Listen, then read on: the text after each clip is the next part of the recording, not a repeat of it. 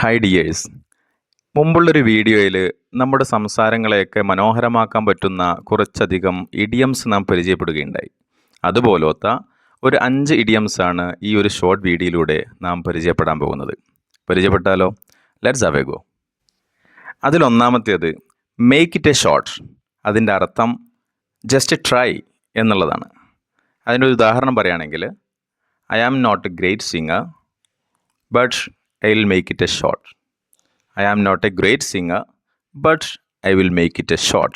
ഞാനൊരു നല്ല പാട്ടുകാരനൊന്നും അല്ല, എങ്കിലും ഞാനൊന്ന് ശ്രമിച്ചു നോക്കാം എന്നാണ് അതിൻ്റെ അർത്ഥം. ഓക്കെ. ബ്രേക്ക് എ ലെഗ് എന്നുള്ളതാണ് രണ്ടാമത്തേത്. വിഷിംഗ് ദ അതേഴ്സ് സക്സസ് എന്നുള്ളതാണ് അതിൻ്റെ മീനിങ്, അഥവാ മറ്റുള്ളവർക്ക് വിജയാശംസകൾ നേരുക എന്നുള്ളതാണ് അതിൻ്റെ മലയാള അർത്ഥം. ഉദാഹരണത്തിന്, നമ്മുടെ ഒരു കൂട്ടുകാരൻ സ്റ്റേജിൽ ഒരു പരിപാടിക്ക്, ഒരു പ്രോഗ്രാമിന് പെർഫോം ചെയ്യാൻ വേണ്ടി സ്റ്റേജിലേക്ക് കടക്കുകയാണ്. അപ്പോൾ അദ്ദേഹത്തെ മോട്ടിവേറ്റ് ചെയ്തുകൊണ്ട്, അദ്ദേഹത്തെ വിജയാശംസകൾ നേർന്നുകൊണ്ട് നമുക്കിങ്ങനെ പറയാം, dear, break a leg and do your best. നമ്മൾ മലയാളത്തിലൊക്കെ പറയാറുണ്ടല്ലോ, ഏതായാലും ഉഷാറാക്കിട്ടോ, പൊളിക്കിട്ടോ എന്നൊക്കെ പറയാറുണ്ടല്ലോ. ആ ഒരു മീനിങ് ആണ് ബ്രേക്ക് എ ലെഗ് എന്നുള്ള ഇഡിയംസിന് വരുന്നത്. Okay. Tide up with something എന്നുള്ളതാണ് മൂന്നാമത്തേത്. അതിൻ്റെ അർത്ഥം ബി ബിസി വിത്ത് സംതിങ് എന്നുള്ളതാണ്. ഒരു ഉദാഹരണം പറഞ്ഞു നോക്കിയാലോ? I am really tied up with a meeting. Can you arrange the programme the other day? ഞാനിപ്പോൾ ഒരു മീറ്റിംഗായിട്ട് ഭയങ്കര ബിസിയാണ് ഇപ്പോൾ.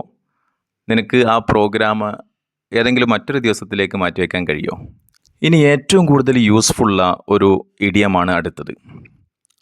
അത് ഫോർ ദ ടൈം ബീയിങ് എന്നുള്ളതാണ്. അഥവാ നമ്മൾ മലയാളത്തിൽ തൽക്കാലം നീ അത് ഇങ്ങനെ ചെയ്യ്, തൽക്കാലം നീ അത് അങ്ങനെ ചെയ്യ്, അല്ലെങ്കിൽ തൽക്കാലം ഇവിടെ നിൽക്ക് എന്നൊക്കെ പറയുമല്ലോ. ആ ഒരു അർത്ഥം വരുന്നതാണ് ഫോർ ദ ടൈം ബീയിങ് എന്നുള്ളത്. അതിനൊരു ഉദാഹരണം നമുക്കിങ്ങനെ പറയാം, she is living with her parents for the time being അൻറ്റിൽ she finds A new house.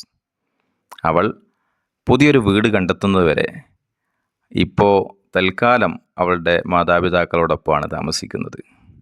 Last not but least, fifth one. അടുത്ത ഇഡിയം എങ്ങനെയാണ്?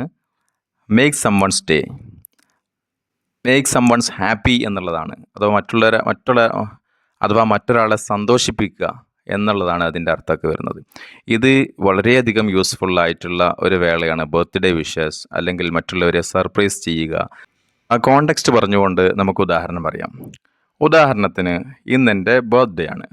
അപ്പോൾ എല്ലാവരും എനിക്ക് ബർത്ത്ഡേ വിഷസ് നേർന്നു, ഒരുപാട് സന്തോഷിപ്പിച്ചു. അപ്പോൾ നമുക്ക് ഇങ്ങനെ പറയാം, you all made my day. നിങ്ങളെല്ലാവരും എന്നെ അതിയായി സന്തോഷിപ്പിച്ചു, ബർത്ത്ഡേ വിഷസ് നേർന്നുകൊണ്ടും സർപ്രൈസ് ഗിഫ്റ്റ് തന്നുകൊണ്ടും. You all made my day. Okay. Make someone's day എന്നുള്ളതാണ്. ഈ സംവൺ എന്നുള്ളത് സാഹചര്യത്തിനനുസരിച്ച് മൈ എന്നുള്ളതും ഹെർ എന്നുള്ളതും ഹീസ് എന്നുള്ളതൊക്കെ ആയിട്ട് നമുക്ക് മാറ്റാവുന്നതാണ്. മറ്റൊരു ഉദാഹരണം കൂടി പറയാം. The surprise party really made her day. Okay. ഈ ഒരു സർപ്രൈസ് പാർട്ടി അവളെ അത്യധികം സന്തോഷിപ്പിച്ചു എന്നുള്ളതാണ്. So that's it for today's video. These are the 5 idioms I would like to share with you today. That's what I did. So I hope you enjoyed and you got something from my video. And my dears, don't forget to give your thumbs up. Share it with your friends and family members as well. I'll see you in my next video. Bye.